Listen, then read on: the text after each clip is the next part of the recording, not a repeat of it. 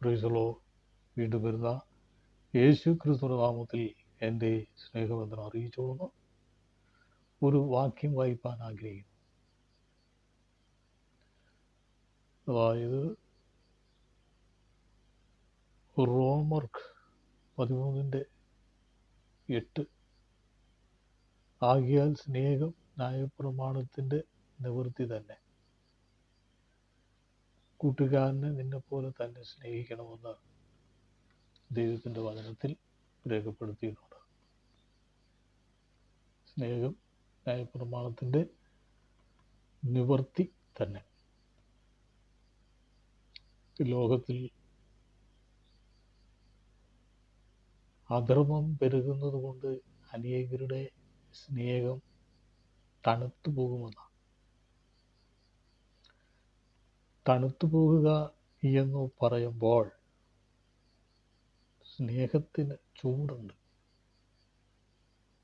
ഈ ചൂടുവെള്ളവും തണുത്ത വെള്ളവും രണ്ടും രണ്ടാ.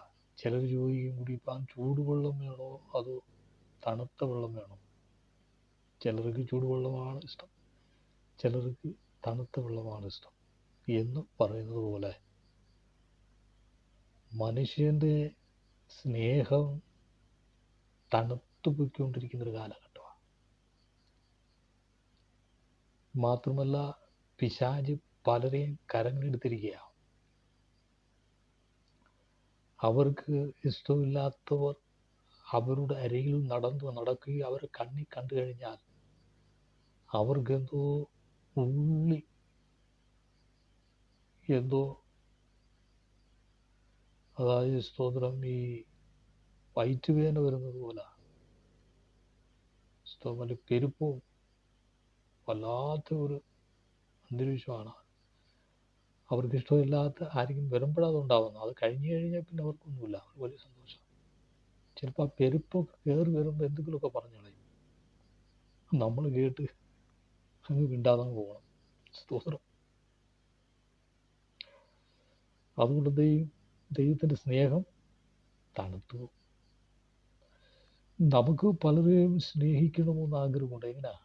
ആത്മീയമായി വല്ലതും കിട്ടും എന്നുള്ള രീതിയിലല്ല സ്നേഹിക്കുന്നത്. ഒരു ആത്മബന്ധത്തിലുള്ള ഒരു സ്നേഹം. ദൈവത്തിൻ്റെ സ്നേഹം നമ്മുടെ ഉള്ളിൽ വരുമ്പോൾ മറ്റുള്ളവരെ സ്നേഹിക്കുവാൻ നമ്മൾ താല്പര്യപ്പെടുമ്പോൾ അത് ചിലപ്പോൾ ലഭിക്കാതെ വരും. ചിലപ്പം തിരിച്ചു വരുന്നത് ദുഃഖകരമായ ഒരു വേദനകരമായ ഒരു അനുഭവമാണ്. ചിലർ സ്നേഹിച്ച് അവസാനം ദുഃഖിക്കുന്ന കാര്യങ്ങൾ പറഞ്ഞ് നമ്മുടെ മനസ്സിനെ വേദനിപ്പിക്കുന്ന അനേകരുണ്ട്. ഇങ്ങനെയുള്ള ഒരു ലോകത്താണ് നാം ആയിരിക്കുന്നത്. അന്യോന്യം സ്നേഹിക്കുക എന്ന് കർത്താവ് അരുളി ചെയ്തിട്ടുണ്ട്. സ്നേഹം ന്യായപ്രമാണത്തിൻ്റെ നിവൃത്തിയാണ്. കർത്താവായ യേശു ക്രിസ്തു നമ്മെ സ്നേഹിച്ചത് കാൽവറിയിൽ നിന്ന് അവസാനിച്ചിട്ടില്ല. ഇന്നും അതേ സ്നേഹം തന്നെയാണ്. ചിലർ വിചാരിക്കും ഒരുപക്ഷെ കാൽവറിയിൽ കൂടെ സ്നേഹമെല്ലാം തീർന്നെന്ന്. സ്നേഹം ഉള്ളതുകൊണ്ടാണ് കാൽവറിയിൽ യാഗമായത്, അല്ലെങ്കിൽ കാൽവറിയിൽ കയറിയത്.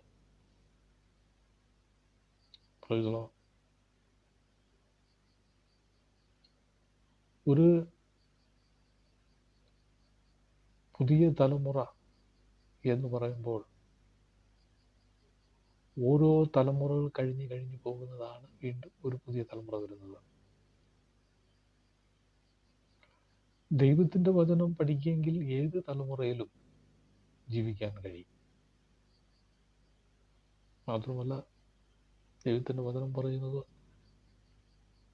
അത്യുന്നതങ്ങളിൽ ദൈവത്തിന് മഹത്വം, ഭൂമിയിൽ ദൈവ പ്രസാദമുള്ളവർക്ക് സമാധാനം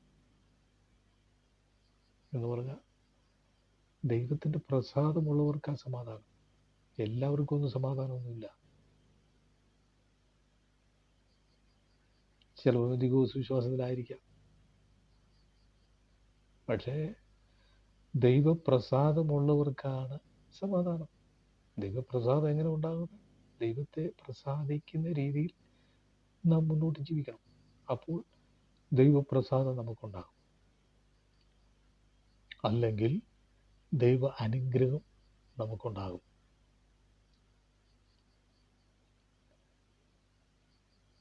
ഒരു തലമുറയെ ബന്ധിച്ചു വച്ചിരിക്കുന്ന പിശാച് ആ തലമുറയെ വിടിവിക്കേണ്ടതിനാണ് കർത്താവായ യേശു ക്രിസ്തു വന്നത്. തലമുറയൊക്കെ ബന്ധിക്കപ്പെട്ട അനുഭവങ്ങളിൽ പോയിക്കൊണ്ടിരിക്കുകയാണ്. ചിലർ പാടുന്നുണ്ട്, പറമോന് ഞാൻ അടിമയല്ല, പരമസിയോനിൽ ഞാൻ അന്യനല്ല എന്ന്. പറമോന്റെ പ്രൊഫസലാമെ കൊട്ടാരത്തിന് മുമ്പിൽ നിന്ന് പാടിയിട്ട് കാര്യമില്ല.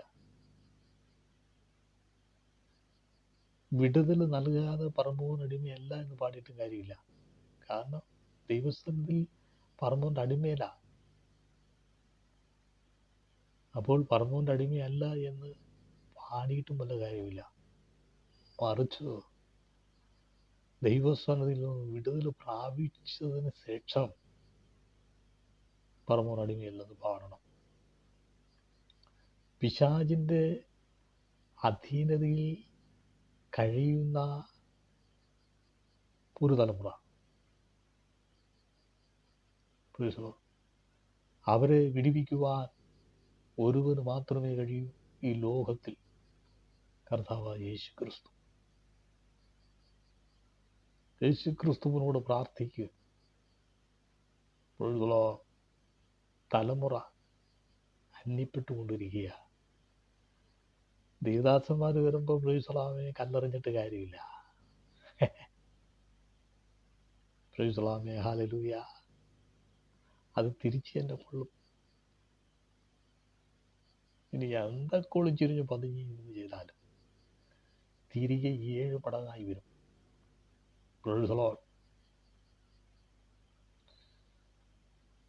സുവിശേഷ പ്രവർത്തനങ്ങൾ ദേവദാസന്മാർ നിൽക്കുന്ന എങ്ങനെയാണെന്നറിയോ? കാലിന് ചെരുപ്പം, സർവായുധ വർഗം ധരിച്ചുകൊണ്ട്, തലയ്ക്ക് തൊപ്പിയും ശിരവസ്ത്രവും ധരിച്ച്, വചനമെന്ന ഇരുതൽ മുറിച്ചുള്ള വാളുകൊണ്ട് നിൽക്കുകയാണ്. മൊത്തത്തിൽ ഒരു യോദ്ധാവിൻ്റെ ഒരു അന്തരീക്ഷമാണ് ആത്മീയ തലത്തിലുള്ളത്. ഇന്ന് എന്തൊക്കെ വാരിയെറിഞ്ഞാലും പ്രാർത്ഥിക്കുന്നവരുടെ ജീവിതമൊന്നും കൊള്ളത്തില്ല. കാരണം എന്ന് പറഞ്ഞാൽ എന്തറിയോ? സർവായുധ വർഗം ധരിച്ചിരിക്കുക.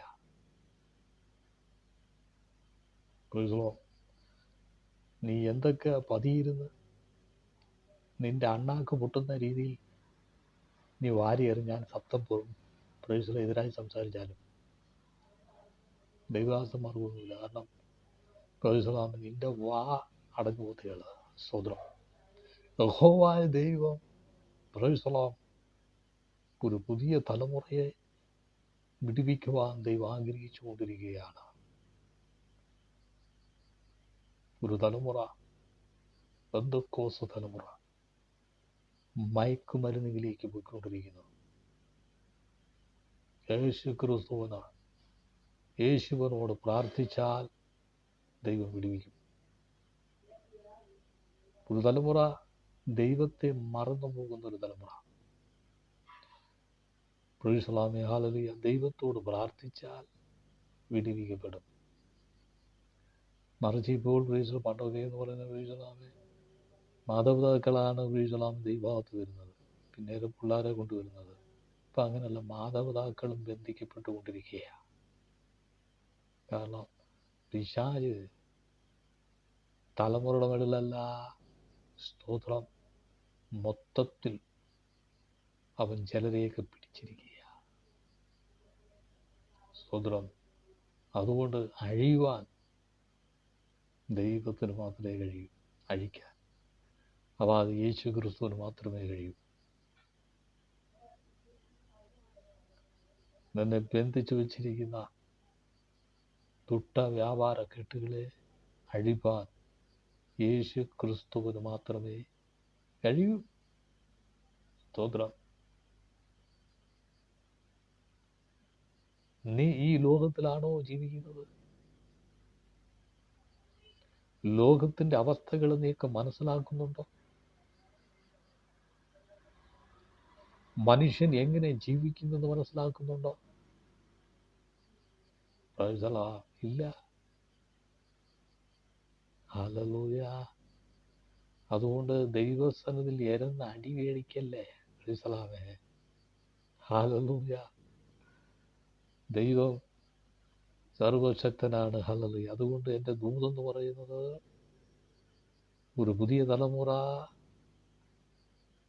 ബന്ധസ്ഥനായി പിശാച് പലരെയും കൊണ്ടുപോയിക്കൊണ്ടിരിക്കുകയാണ്. സ്വതന്ത്രം പ്രാർത്ഥിക്കുമെങ്കിൽ ബന്ധനം വഴിയും. പുതിയ തലമുറയുടെ മുന്നിൽ പിശാച് ആധിപത്യം സ്ഥാപിക്കാൻ പോകുന്നു. അതായത് ദൈവസ്നേഹമില്ലാത്തവർ, വമ്പ് പറയുന്നവർ, സ്തോത്രം, ഏഷണിക്കാർ, സ്തോത്രം, അപ്പന്മാരെ സ്നേഹിക്കാത്തവർ, അപ്പന്മാർ മക്കളെ സ്നേഹിക്കാത്തവർ, സ്തോത്രം, സ്വയമായി ഉയർത്തുന്നവർ, പ്രജലാമെ, നൊന്ന പക്ഷമുള്ളവർ, സ്തോത്രം, പക്ഷം പിടിക്കുന്നവർ, സ്തോത്രം, ആജ്ഞയില്ലാത്തവർ, ആത്മീയമായി അഭിനയിക്കുന്നവർ, ജീവിതത്തിൻ്റെ മേഖലകളിൽ മനുഷ്യൻ കൊള്ളുരാത്തവരായി തീർന്നുകൊണ്ടിരിക്കുന്നു. കൊലപാതകികൾ, പ്രജലാമെ, സ്തോത്രം, ജീവിതത്തിൻ്റെ നാനാഭാഗങ്ങളിൽ അസൂയുള്ളവർ, കുശുമ്പുള്ളവർ, സ്തോത്രം, ഹല്ലേലൂയ, സ്തോത്രം, ജീവിതത്തിൻ്റെ മേഖലകളിൽ മനുഷ്യൻ തരംതാണ ജീവിതത്തിലേക്ക് പൊയ്ക്കൊണ്ടിരിക്കുന്ന ഒരു കാലഘട്ടത്തിലേക്കാണ് ലോകം വന്നുകൊണ്ടിരിക്കുന്നത്. അതുകൊണ്ട് സ്തോത്രം, ഹല്ലേലൂയ, ഈ തലമുറ വിടുവിക്കണമെങ്കിൽ ഒരുവന് മാത്രമേ കഴിയൂ, കർത്താവായ യേശു ക്രിസ്തുവിന്. അല്ലാതെ വേറെ ആർക്കും കഴിയില്ല. പ്രിയജനമേ, തമാശയല്ല പറയുന്നത്. പലരും പിശാചിൻ്റെ അടിമയിലേക്ക് പോയിക്കൊണ്ടിരിക്കുകയാണ്. നീ പ്രാർത്ഥിക്കുന്നുണ്ടോ? അതായത് വലിയൊരു തലമുറ വഴിതെറ്റിപ്പോയിക്കൊണ്ടിരിക്കുന്നു. സ്തോത്രം എന്ന് പറഞ്ഞാൽ ദൈവത്തിൻ്റെ വഴിവിട്ട് അവർ വഷളന്മാരായി പോയിക്കൊണ്ടിരിക്കുന്നു. സ്തോത്രം, ചിന്തയില്ലാത്തവർ, സുബോധമില്ലാത്തവർ, സ്തോത്രം. അങ്ങനെ മനുഷ്യൻ ദൈവത്തിൻ്റെ വ്യവസ്ഥകൾ വിട്ട്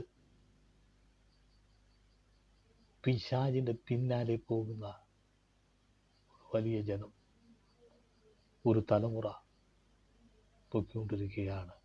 അതുകൊണ്ട് അവരെ പിശാചിൻ്റെ കയ്യിൽ നിന്ന് വിടുവിക്കുവാൻ ഒരേ ഒരു മാർഗമേ ഉള്ളൂ, പ്രാർത്ഥന.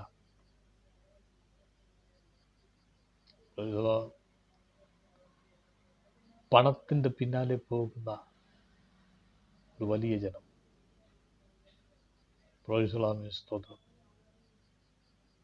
ജീവിതത്തിൻ്റെ മേഖലകളിൽ മനുഷ്യൻ ഇന്ന് ദൈവത്തെ മറന്നുകൊണ്ടിരിക്കുന്ന ഒരു കാലഘട്ടമാണ്. മാത്രമല്ല, എല്ലാവർക്കും അറിയാം, സമ്പത്തുള്ളവനെ കണ്ടാൽ എല്ലാവർക്കും അറിയാം സമ്പത്തുള്ളവനാണെന്ന്, പറയേണ്ട കാര്യമില്ല. സമ്പത്തില്ലാത്തവനാണെങ്കിലും അറിയാം, അത് പറയേണ്ട കാര്യമില്ല. കാരണം മനുഷ്യന് ജ്ഞാന ദൃഷ്ടിയിൽ മനസ്സിലാക്കാൻ കഴിയും. ഇനി അഭിനയിക്കുന്നവരുണ്ടെങ്കിൽ, അതായത് പണമുണ്ടെന്ന് അഭിനയിക്കുന്നവരുണ്ടെങ്കിൽ, അത് മനുഷ്യൻ്റെ ജ്ഞാനത്തിൽ ദൃഷ്ടിയിൽ കാണാൻ കഴിയും, അഭിനയമാണെന്ന്. അതുകൊണ്ട് ദൈവത്തിൻ്റെ സന്നദ്ധയിൽ ഒന്നും മറഞ്ഞിരിക്കുന്നതൊന്നുമില്ല.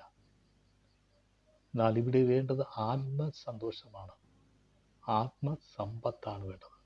ആത്മസന്തോഷവും ആത്മസമ്പത്ത് വേണം. ദൈവം പരമേൽപ്പിച്ചിരിക്കുന്ന സമ്പത്ത് എന്ന് പറയുന്നത് ആത്മീയ അനുഗ്രഹങ്ങളാണ്. ആത്മീയ അനുഗ്രഹങ്ങളാണ്. പ്രൈസ് സ്തോത്രം. ആത്മീയ അനുഗ്രഹങ്ങൾ ഒരിക്കലും നശിച്ചു പോകില്ല. സമ്പത്തൊക്കെ ഒരുപക്ഷെ നശിച്ചു പോകും. ഈ ലോകത്തിലെ എന്തെങ്കിലും ഉണ്ടെങ്കിൽ അത് നശിച്ചു പോകും. പക്ഷേ ആത്മീയത ഒരിക്കലും നശിച്ചു പോകില്ല. കാരണം അത് ദൈവവുമായുള്ള ബന്ധത്തിലുള്ളതാണ്. സ്തോത്രം. അതുകൊണ്ട് ഏനിൽ കേൾക്കുന്ന പ്രിയരെ, നമ്മുടെ ജീവിതത്തിൽ നാം ദൈവത്തെ വിളിച്ചപേക്ഷിക്കുക. ദൈവം നമുക്ക് വിടുതൽ നൽകുവാനിടയായിത്തീരും. യേശുക്രിസ്തു പടകിൻ്റെ അമരത്ത് തലകണ വെച്ചുറങ്ങി. ഈ അമരത്താണ് പ്രശ്നങ്ങളുള്ള, അതായത് പ്രതികൂലങ്ങൾ എന്തെങ്കിലും സംഭവിച്ചാൽ ഈ അമരത്താണ് അറിയാൻ കഴിയും. അതുകൊണ്ട് പ്രശ്നമുള്ള ആ ഏരിയയിൽ അല്ലെങ്കിൽ പ്രശ്നമുള്ള സ്ഥലത്ത് യേശുക്രിസ്തു കയറി കിടന്നു, തലകണ വെച്ച് കിടന്നു, അല്ലെങ്കിൽ ഉറങ്ങി. സ്തോത്രം. കാരണം എന്ന് പറഞ്ഞാൽ പ്രശ്നം ഇനി വരില്ല. കാരണം പ്രശ്നമുള്ള സ്തോത്രം സ്ഥലത്താണ് യേശു തലകണ വെച്ച് കിടന്നുറങ്ങിയത്. അതുകൊണ്ട് എൻ്റെയും നിൻ്റെയും പ്രശ്നങ്ങളുടെ നടുവിലാണ് യേശു നിൽക്കുന്നത്. സ്തോത്രം. എവിടെയാണ് പ്രശ്നം അവിടെ യേശു ഇടപെടും. ഹല്ലേലൂയ. പ്രശ്നം എവിടെയാണ് വരുന്നത് അവിടെ ദൈവം ഇടപെടും. പ്രശ്നം എവിടെയാണ് വരുത്തുന്നത് അവിടെ ഇടപെടും. പ്രശ്നം എവിടെ നിന്നാണ് വന്നത് അവിടെ ഇടപെടും. പ്രശ്നം ഉണ്ടാക്കുന്നത് ആരാണ് അവിടെ ഇടപെടും. എന്ന് പറഞ്ഞാൽ മനുഷ്യനായാലും പിശാചായാലും ദൈവം അവിടെ പ്രവർത്തിക്കും. അതുകൊണ്ടൊരു തലമുറ ദൈവ വഴിവിട്ട് പിന്മാറ്റത്തിലേക്ക്, പാപത്തിൻ്റെ വഴിയിലേക്ക്, പിശാചിൻ്റെ അധീനത്തിലേക്ക്, പിശാചിൻ്റെ കൂട്ടായ്മയിലേക്ക് മനുഷ്യനെ ദൈവം നോക്കിയിട്ട് ഈ തലമുറ വിടുവിപ്പാൻ ദൈവം ആഗ്രഹിച്ചുകൊണ്ടിരിക്കുക. അതുകൊണ്ട് പ്രാർത്ഥിക്കുന്നവരെ തലമുറ നശിച്ചു പോകാതിരിക്കേണ്ടതിന് പ്രാർത്ഥിച്ചുകൊണ്ടിരിക്കുക. സ്തോത്രം. ദൈവത്തിൻ്റെ പ്രവൃത്തി വെളിപ്പെടേണ്ടതിനായി പ്രാർത്ഥിക്കണം. ആത്മീയ തലത്തിൽ ദൈവത്തിൻ്റെ പ്രവൃത്തി വെളിപ്പെടണമെങ്കിലോ പ്രാർത്ഥനയിൽ കൂടെ മാത്രമേ കഴിയൂ ഈ പിശാചിൻ്റെ പദ്ധതിയെ പൊളിക്കാൻ. പ്രിയരെ, സ്തോത്രം. ദൈവജനം ഇങ്ങനെ വഴിതെറ്റിപ്പോയാൽ അവിശ്വാസിയുടെ ഗതി എന്തായിരിക്കും എന്ന് പറഞ്ഞാൽ, പിശാച് വിശ്വാസികളെ വഴിതെറ്റിക്കുമ്പോൾ അവിശ്വാസികളായിരിക്കുന്നവരുടെ ഗതി ഇതിലും വലുതല്ലയോ സംഭവിക്കുന്നത്. സ്തോത്രം. നശിച്ചുകൊണ്ടിരിക്കുന്ന ഒരു തലമുറ ആത്മീയ സന്തോഷം കേൾക്കാതെയും ആത്മീയമായി ജീവിക്കാതെയും പരിശുദ്ധാത്മാവിൻ്റെ ഹിതത്തിനൊത്തുവണ്ണം പോകാതെയും പോകുന്ന ഒരു തലമുറ സ്വന്തം ഇഷ്ടപ്രകാരമുള്ള തലമുറയാണ് വന്നുകൊണ്ടിരിക്കുന്നത്. അതായത് മുടിയനായി പുത്രൻ പറഞ്ഞു, സ്ലഭ എനിക്ക് തരേണ്ടതായ ഓഹരി എനിക്ക് തരിക. കൊടുത്തു. തൻ്റെ ഇഷ്ടപ്രകാരം പോയി. ഈയൊരു തലമുറയാണ് ഇഷ്ടപ്രകാരം പോയി ജീവിക്കുന്ന തലമുറ. അപ്പനെ അമ്മയെ സ്നേഹിക്കാതെ ഉറ്റവരെ സ്നേഹിക്കാതെ, ബന്ധുക്കളെ സ്നേഹിക്കാത്തവർ, സഹോദരങ്ങളെ സ്നേഹിക്കാത്തവർ, അവർ സ്വന്തം വഴിയിലേക്ക് പോകുന്ന ഈ മുടിയനായ പുത്രനെ പോലെ ഒരു തലമുറ വരുന്നു. അതുകൊണ്ട് പ്രൊഫസലാമേൻ പ്രതീക്ഷയായി നിൽക്കുന്ന ഒരു പിതാവുണ്ട്, മടങ്ങി വരുന്നവരെ സ്വീകരിക്കാൻ. ഇത് പ്രൊഫസലാമൻ രക്ഷയുടെ ദിനങ്ങളാണ്. രക്ഷ ഇന്നും തീർന്നിട്ടില്ല, വാതിലടഞ്ഞിട്ടില്ല. രക്ഷ പ്രാപിക്കുവാൻ ക്രിസ്തുവിൽ മാർഗമുണ്ട്. ക്രിസ്തുവിനെ വിശ്വസിച്ചാൽ മതി.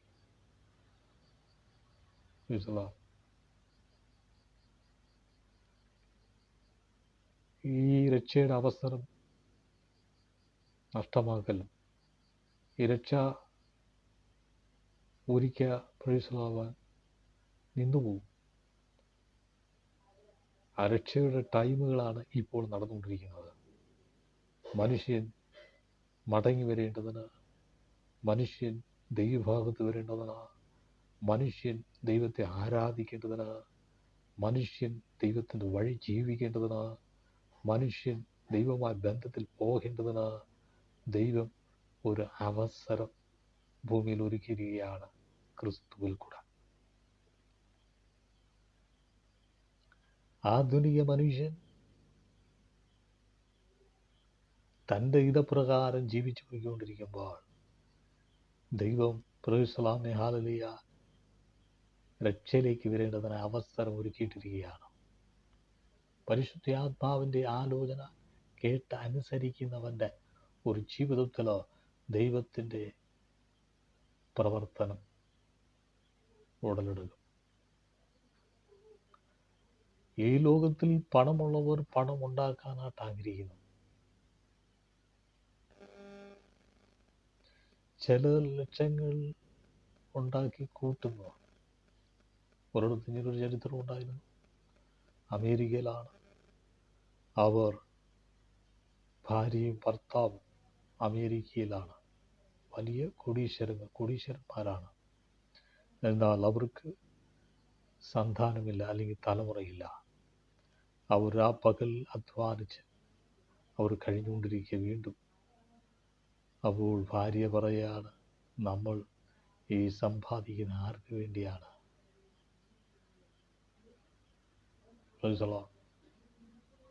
കാരണം അനുഭവിപ്പാൻ തലമുറയില്ല. അവർ പ്രായം ചെന്നു കൊണ്ടിരിക്കുന്നു. എന്നിട്ട് സമ്പാദ്യം ഉണ്ടാക്കുവാൻ അവർക്ക് വ്യഗ്രത കൊണ്ടു സമ്പാദ്യം ഉണ്ടായിക്കൊണ്ടിരിക്കുക. ആർക്ക് വേണ്ടി എന്നാണ് അവർ പറയുന്നത്. ഇന്നും ബ്രൈസലോ മനുഷ്യൻ്റെ ജീവിതത്തിൽ ധനമുണ്ടാക്കണം എന്നുള്ള ഏക ചിന്ത മാത്രമേ ഉള്ളൂ.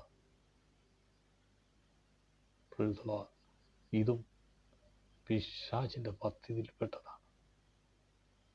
ഒരിടത്ത് പണത്തിൻ്റെ പേരിൽ അടിയും ബഹളവും അക്രമങ്ങളും, ഒരിടത്ത് പണത്തിന് വേണ്ടി മനുഷ്യനെ വിൽക്കുന്നു, ഒരിടത്ത് പണത്തിന് വേണ്ടി കച്ചവടങ്ങൾ നടത്തുന്നു, ഒരിടത്ത് പണത്തിന് വേണ്ടി മനുഷ്യൻ ദൈവിക കാര്യങ്ങൾ പ്രേക്ഷകനെ ഏൽപ്പിച്ചു കൊടുക്കുന്നു. ആത്മീയ തലത്തിൽ ഒരു കച്ചവട ബിസിനസ്സായി പൊക്കിക്കൊണ്ടിരിക്കുന്നു. ഇതൊക്കെ ഒരു തലമുറയെ കവർന്നു പിടിക്കുന്ന ഒരു പിശാചിൻ്റെ മണ്ഡലമുണ്ട്. അതിനെ തകർക്കുവാൻ ഒരേ മാർഗമേ ഉള്ളൂ. സത്യത്തിലും ആത്മാവിലും ആരാധിച്ചാൽ ഈ ബന്ധനം അഴിഞ്ഞു മാറും.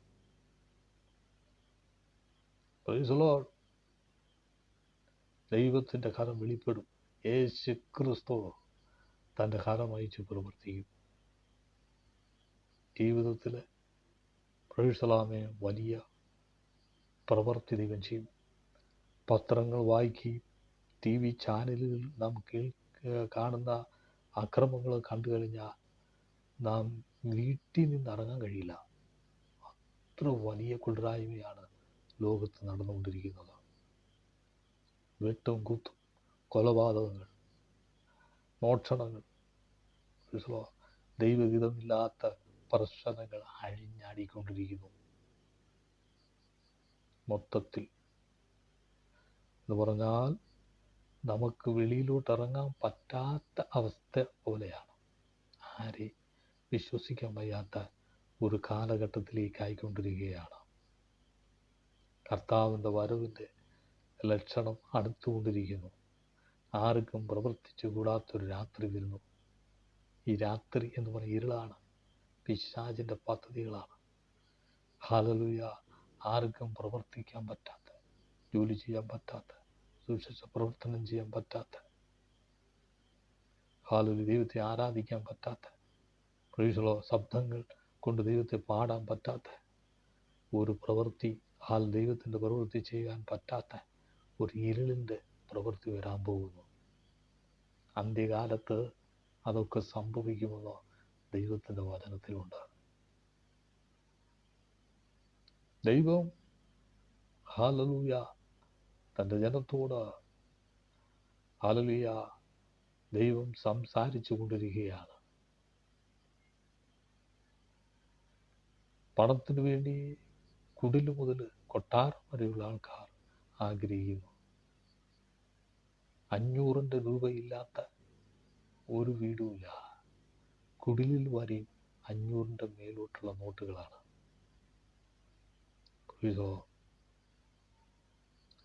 അതുകൊണ്ട് മനുഷ്യന് ഇപ്പോൾ ക്ഷാമമോ ദാരിദ്ര്യമോ ഇല്ല.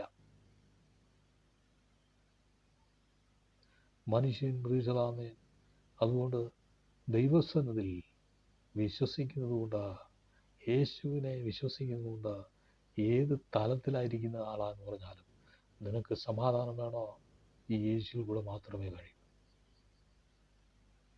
അത്യുന്നതനായ ദൈവത്തിൻ്റെ കരങ്ങൾ നീ മനസ്സിലാക്കണമെങ്കിൽ നീ മുട്ടുമടക്കണം, ദൈവസന്നിധിയിൽ പ്രാർത്ഥിക്കണം. ഒരു നാശകരമായ ഒരു ലോകത്താണ് നാം ജീവിക്കുന്നത്. ദൈവത്തിൻ്റെ വഴിവിട്ട പ്രൈസലാമേ ഇഹ ലോകത്തില് പ്രൈസലാമേ പണത്തിൻ്റെ പിന്നാലെയും അധികാരത്തിൻ്റെ പിന്നാലെയും പ്രൈസലോഹാമേ നീ ആത്മാവിനെ പ്രൈസല നഷ്ടമാക്കിയാൽ എന്ത് പ്രയോജനം? ഒരുവൻ സർവ്വലോകവും നേടിയാലും തൻ്റെ ആത്മാവിനെ നഷ്ടമാക്കിയാൽ എന്ത് പ്രയോജനമെന്ന് അരുളി ചെയ്ത നാഥൻ. യേശുവിൻ്റെ കരം എനിക്കും നിന്നിലും അനുകൂലമായി പ്രവർത്തിക്കും. ഹല്ലേലൂയ. ദൈവത്തിൻ്റെ വചനം പഠിക്കുകയാണെങ്കിൽ പലരും പല പദവിയിലും പല സമ്പന്നനായിരുന്നവരാണ് ക്രിസ്തുവിൻ്റെ മാർഗത്തിലേക്ക് മടങ്ങി വന്നത്. അവർ ക്രിസ്തുവിന് വേണ്ടി സകലവും കളഞ്ഞു. ഇപ്പോൾ അതല്ല, ക്രിസ്തുവിന് വേണ്ടി ഇറങ്ങിത്തിരിച്ച് ഈ കളഞ്ഞതെല്ലാം പലരും വീഴ്ചകളും നേടിയെടുക്കുക. കളഞ്ഞെന്ന് പറഞ്ഞാൽ സ്വതന്ത്രം പൗലൂസിന് 5 കപ്പലുള്ള ഒരാളായിരുന്നു, ധനവാനായിരുന്നു, ദശലക്ഷ കോടീശ്വരനായിരുന്നു. ഹല്ലേലൂയ. ഇതെല്ലാം കളഞ്ഞിട്ടാണ് ക്രിസ്തുവിന് വേണ്ടി ഇറങ്ങിത്തിരിച്ചത്. ഈ കളഞ്ഞതൊക്കെ പലരും ഇന്ന് നേടിയെടുക്കുക ക്രിസ്തുവിലൂടെ. ഇതാണ് ആത്മീയത. യേശു ക്രിസ്തുവിൻ്റെ വഴിയിൽ ഹല്ലേലൂയ ജീവിക്കുക. ദൈവം നമ്മെക്കുറിച്ച് ആഗ്രഹിക്കുന്നത് ദൈവത്തിന് വഴി ജീവിക്കുക. ഒരു തലമുറ ബന്ധിക്കപ്പെട്ടു പോകുന്നു. ഒരു തലമുറ ആരാധിക്കാത്തൊരു തലമുറ, പ്രാർത്ഥിക്കാത്തൊരു തലമുറ, വിശ്വാസമില്ലാത്തൊരു തലമുറ, വചനം വായിക്കാത്തൊരു തലമുറ, താൻ തോന്നിയ വഴി ജീവിക്കുന്ന തലമുറ, മാതാപിതാക്കളെ കളഞ്ഞിട്ട് പോകുന്ന തലമുറ, സ്നേഹമില്ലാത്ത തലമുറ, പരസ്പരം ബന്ധമില്ലാത്ത തലമുറ, സ്നേഹബന്ധമില്ലാത്ത തലമുറ. അതുകൊണ്ട് നാശകരമായ ലോകത്തിൽ ഒരു തലമുറ ബന്ധിക്കപ്പെട്ടുകൊണ്ടിരിക്കുന്നു. ആ ബന്ധനം അഴിക്കണമെങ്കിൽ ഒരുവന് മാത്രമേ കഴിയൂ, നസ്രയനായ യേശു ക്രിസ്തുവിന്. അവൻ പിശാചിന്റെ പ്രവൃത്തികളെ അഴിപ്പാൻ ഭൂമിയിൽ പ്രത്യക്ഷനായി.